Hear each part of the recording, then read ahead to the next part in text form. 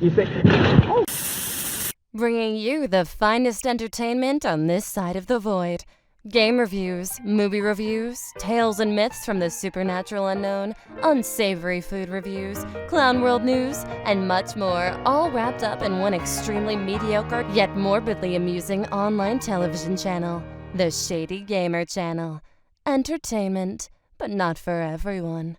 If your dream job is being a security guard stuck in a little guard post in the middle of the desert for a dodgy science company, then this game is a great job simulator for you.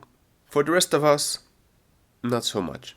Luckily, there's a crazy cult and a murderous alien monster involved. That said, you won't be fighting said alien being, you won't be gunning down crazy cultists, you won't be saving the day.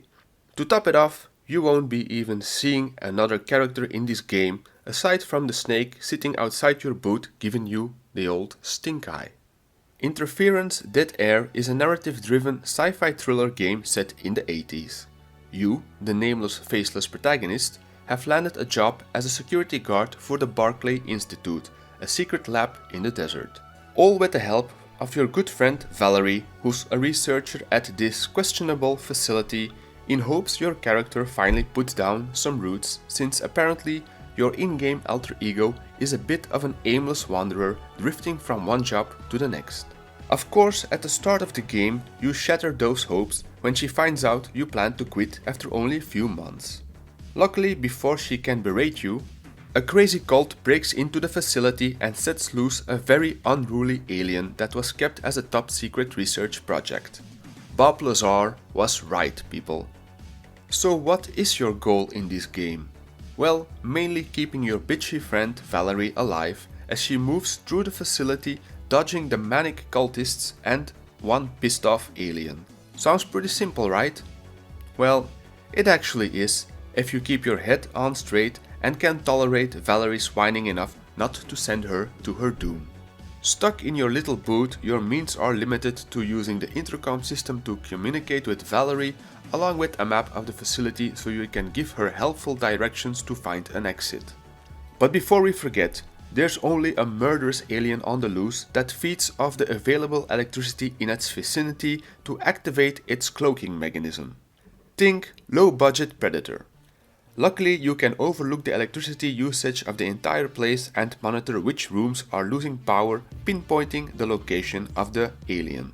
Now, for obvious reasons, you don't want the creature to get too close to Valerie's current location. So whenever you notice on the computer the power is getting drained in rooms too close to the room your friend is in, you can reset the generators by calling a number and receiving a code from an automated voice to type into the computer.